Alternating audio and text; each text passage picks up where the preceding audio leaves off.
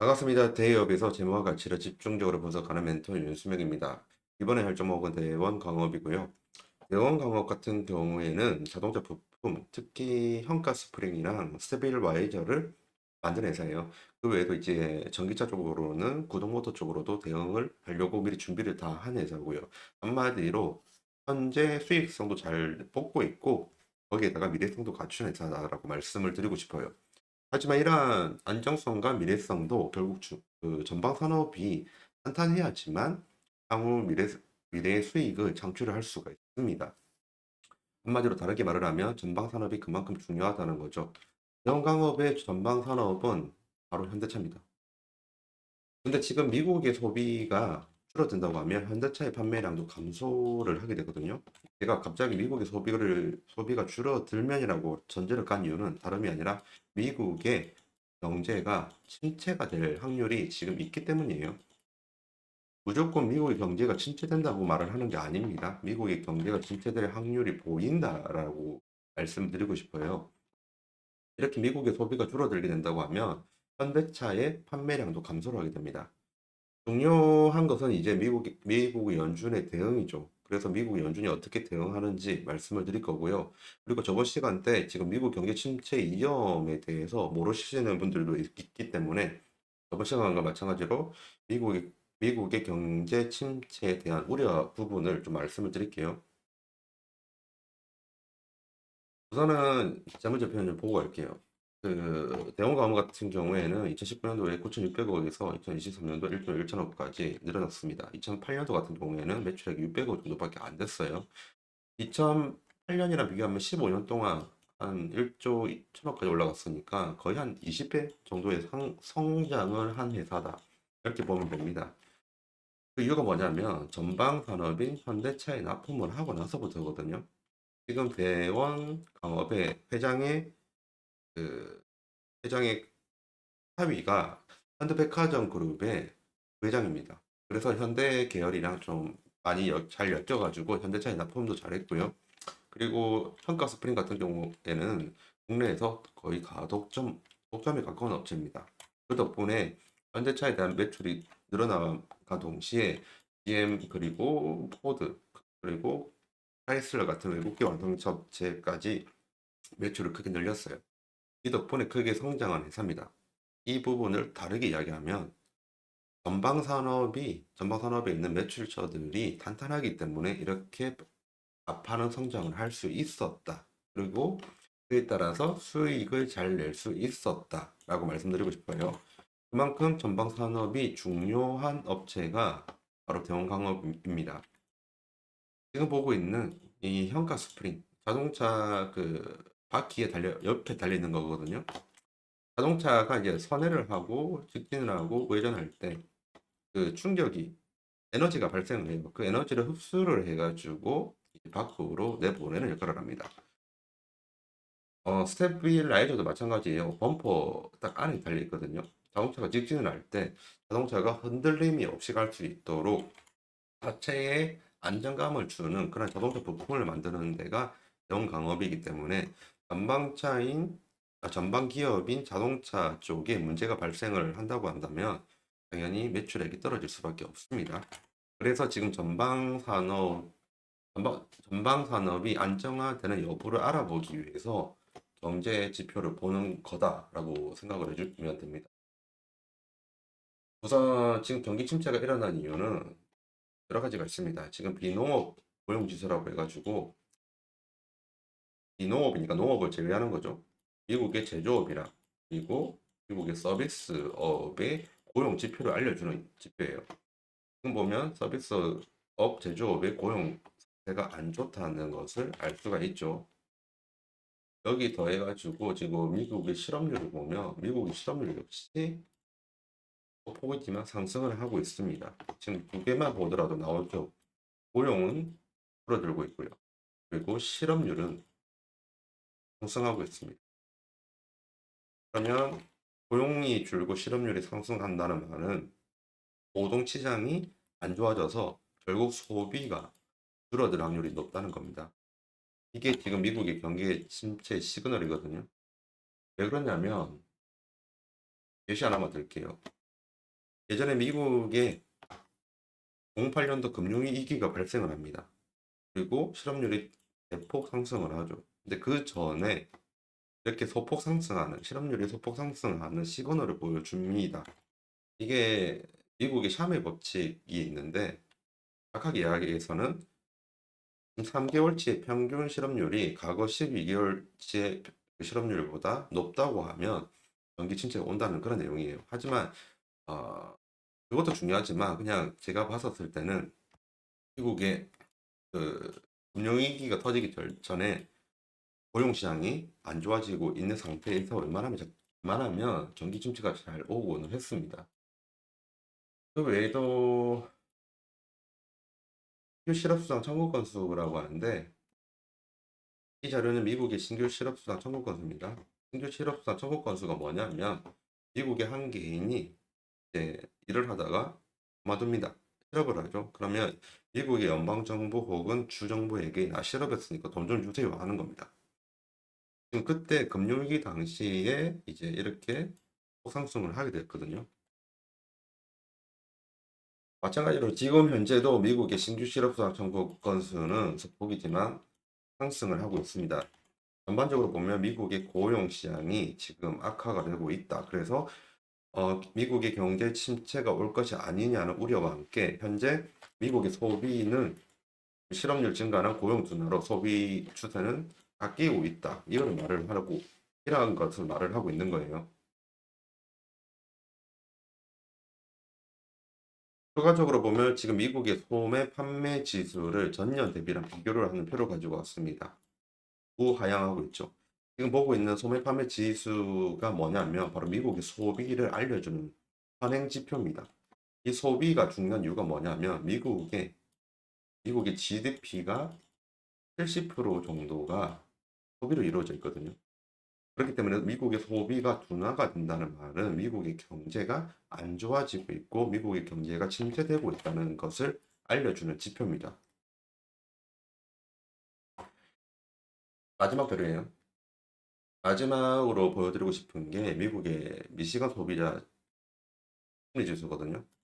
미시간 소비자 심리 지수가 지금 보면 우하향하고 있습니다. 이 미시간 소비자 심리 지수가 왜 중요하냐면 방금 보여드렸던 미국 소매 판매 지수는 현행 지표, 그러니까 현재의 지표인 거예요. 근데 미국의 미시건대 소비자 심리 지수 같은 경우에는 선행 지표입니다. 지금 이 지표가 떨어진다는 것은 나중에 나오는 미국의 소매 판매 지수가 더 떨어질 것을 미리 알려주는 지표거든요. 그렇게 된다고 하면 향후 미국의 소비는 더 떨어질 확률이 매우 높다는 것을 의미를 하죠. 방금 전에 제가 미국의 GDP의 70%는 소비로 이루어지고 있다라고 말씀을 드렸어요. 미국의 소비가 70%를 이루고 있는데, 그러면 소비가 떨어진다고 하면 미국의 GDP가 굉장히 감소함을 의미하는 거예요. 그렇기 때문에 지금 미국의 경제 침체에 대한 우려가 올라오고 있는 거고요. 지금 보는 자료는 미국의 ISM 제조업 구매자 지수입니다. 50 초과면 미국의 제조업이 호황이라고 하고요.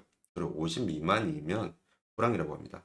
이 미국의 ISM 제조업 지수가 뭐냐면 미국의 300개 관련된 제조업 회사의 임원들에게 지금 향후 경제가, 제조업 경제가 정말로 좋을 건지 나쁜 건지 굉장히 많은 설문조사 내역들이 있거든요. 그걸 빼곡빼곡 다 채워놓게 하고 경제를 분석하는 그런 지표입니다.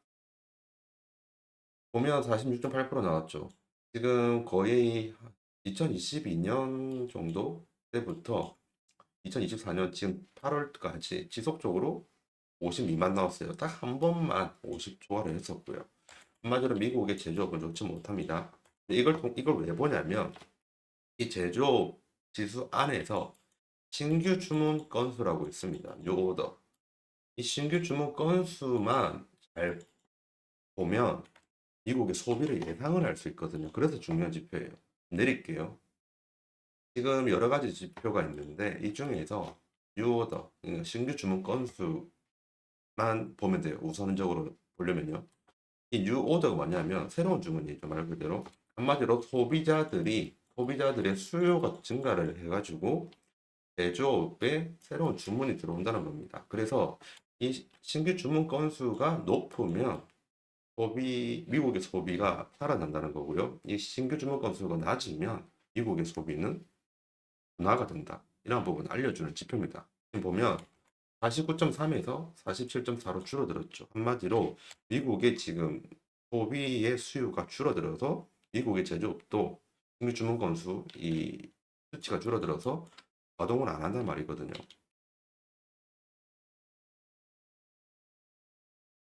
요약 잠시만 할게요. 신규 주문 건수가 작기 때문에 그 신규 주문 건수가 작다는 말은 미국의 소비 수요가 줄어들었단 말이고요.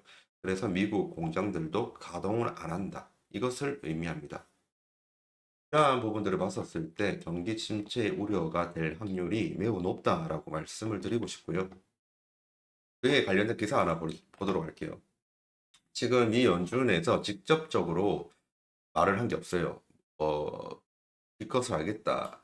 긴급 금리 인하를 하겠다. 이런 말들은 없습니다. 지금 시장에서 나오는 말들은 대부분들이 금리 인하를 연준에서 할 거다라고 골드만삭스라든지 아니면 되게 유명한 업체들에서 말을 한 내용들이지 현재 미 연준에서 공식적으로 언급한 내용은 없어요. 하지만 내용을 좀 보도록 할게요.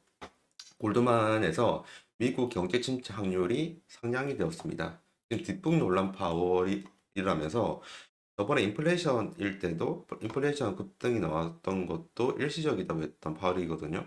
그래서 이번에도 경기 침체 뒷북이 될 수 있다면서 우려를 표하고 있습니다. 우선은 골드만삭스에서는 9월이나 11월 FOMC 할 때 릴레이 빅컷으로 가지 않겠냐라는 그런 의견을 냈고요. 지금까지 제가 설명했던 것들 이제 머리에 한번 기억하시고 기사 보도록 하겠습니다. 그러면 이제 이 기사가 이해가 되실 거예요. 처음부터 끝까지 보겠습니다. 골드만이 이건 했죠. 실업률 쇼크의 침체 확률이 10에서 25% 나왔다고 했고요. 골드만삭스에서 말을 했습니다. 그리고 9월 11일 연속 B컷 전망까지 나온다고 지금 말을 하고 있죠, 시장에서. 하지만 정확하게 말을 하면 FOMC 미 연준회에서 직접 말을 한 건 아닙니다. 침체 판단 일러 신중론도 7월 고용 보고서 쇼크로 미국이 제가 말씀드렸던 그 고용 보고서는 아까 말씀드렸던 미국의 실업률, 비농업 고용 관련된 부분 그리고 신규 실업 수당 한국 건수 다 합친 겁니다. 7월 고용 보고서 쇼크로 미국이 경기 침체 국면에 빠질 수 있다는 월가의 우려가 커지고 있다. 미 연방제도가 7월 금리를 연 5.25%에서 5.5%로 동결함으로써 침체 대응에 실기를 했다는 지적이 나온다. 이때 했었어야 되는데 지금 늦었단 말입니다. 일부 투자은행은 FED가 9월과 오는 11월 연방공개시장위원회 FOMC에서 각각 금리를 0.5%포인트 인하하는 연속 B컷을 단행할 것이라는 관측을 내놓고 있다. 지금 연준에서 말을 한 게 아닌 거 알겠죠? 다만 미국이 2분기 깜짝 성장을 달성했고 미국 경제 지표가 워낙 오락가락하는 만큼 7월 실업률 상승만으로 침체를 판단하기에 이르다는 신중론도 제기된다.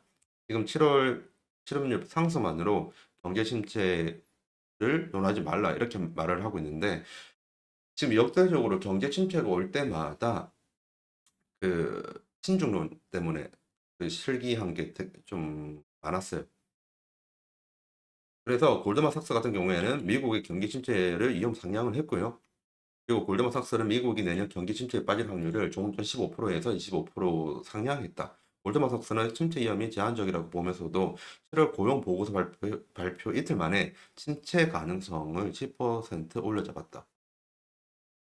얀 하우즈 골드만삭스 수석 이코노미스트는 우리의 예상은 일자리 증가 규모가 8월에 회복되리라는 것이라면서 만약 우리가 틀리고 8월 고용 보고서가 7월과 마찬가지로 약하게 나올 경우 9월 금리가 빅스텝 0.5% 인하될 가능성이 높다고 분석을 했다. 8월달 고용 지표도 여전히 안 좋다고 하면 9월달 FOMC에서 0.5% 인하될 확률이 높습니다. 그리고 좀 더 추가적으로 말씀드리면 정말 그때 고용 보고서가 안 좋다고 하면 FOMC 열리기 전에 긴급 금리 인하될 확률도 높습니다. 마지막 부분 보겠습니다. 골드만삭스가 침착률을 상향한 이유는 지난달 고용지표 부진이다. 우리가 방금 봤던 그 고용지표들이에요. 그리고 지난 2일 발표된 미국 노동부 취업 고용 보고서에 따르면 비농업 신규 고용은 11만 4천 건으로 전망치와 전월 수치를 크게 밑돌았다. 코로나19 팬데믹 이후 최저 수준이다. 고용이 팬데믹 이후로 제대로 안 좋았다는 부분이고요. 아까 제가 보여드렸던 자료입니다.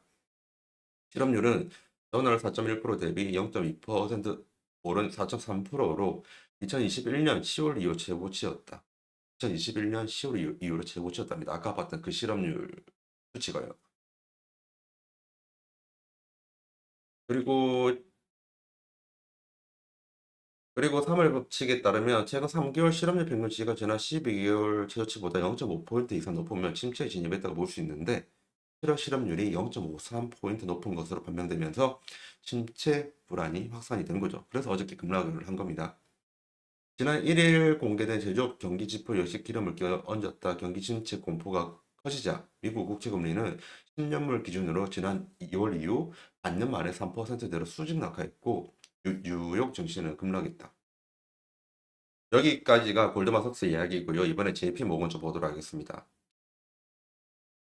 JP모건은 7월 고용 보고서를 보면 서비스 부문 중심으로 취업자 수 증가폭이 둔화하고 실업률이 상승을 했다. 그리고 고용 확산 지수도 49.6%로 불황기를 제외하고 사상 두 번째로 50% 이하로 하락을 했다고 분석을 하면서 향후 노동시장 여건이 다소 회복돼도 FED가 올해 금리를 100bp 이상 내릴 가능성이 높으며 한마디로 그 1% 정도로 내리겠다 이 말이에요. 연내 3회에 걸쳐 총 1.25%의 인하를 예상한다고 밝혔다. 이전에는 9월과 오는 11월 0.25%씩 총 0.5% 그러니까 0.5%를 인하를 예상을 했는데 전망을 대폭 수정했다고 말을 했고요. 시티그룹 역시 종전 0.75% 인하에서 1.25% 인하로 전망치를 변경을 했다. 지금 JP모건 그리고 골드만삭스 시티그룹까지 동일하게 생각하는 거는 섣부르게 경기 침체는 보진 않겠지만 지금 고용 시장이나 노동 시장을 본다고 하면 1.25%까지 금리 인하를 할 확률이 높다라고 예상을 하는 겁니다. 지금 FOMC에서 공식적인 언급은 없습니다. 하지만 세계적인 금융그룹 쪽은 지금 경기 침체를 우려하면서 금리 인하 폭이 좀 매우 클 것이다라고 보고 있다. 이 부분이 오늘 내용이 정리하는 내용입니다. 제가 지금 처음부터 너무 길게 방송을 했습니다. 지금 대원 강업 같은 경우에는 이렇게 경제 지표를 볼 수밖에 없어요. 대원 강업은 아까 본 것처럼 현카 스프링이랑 스빌 와이저를 만드는 회사예요.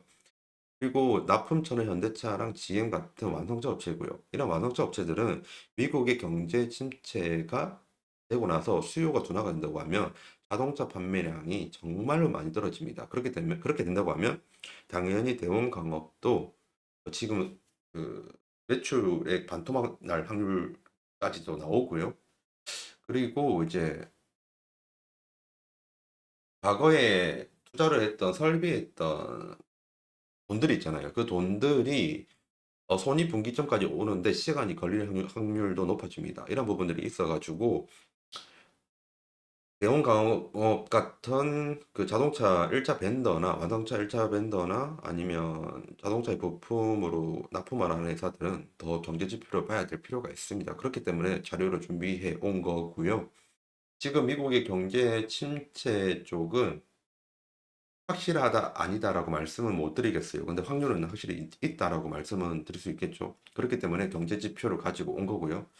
미 연준이 어떤 스탠스를 취할지를 계속 모니터링을 할 필요가 있습니다. 이 부분은 제가 계속적으로 하면서 여러분들에게 말씀을 드리도록 할게요. 너무 긴 영상 시간인데 지금까지 내용 봐주셔서 정말 감사합니다. 지금까지 대기업에서 재무와 가치를 집중적으로 분석하는 멘토 윤수명입니다. 감사합니다.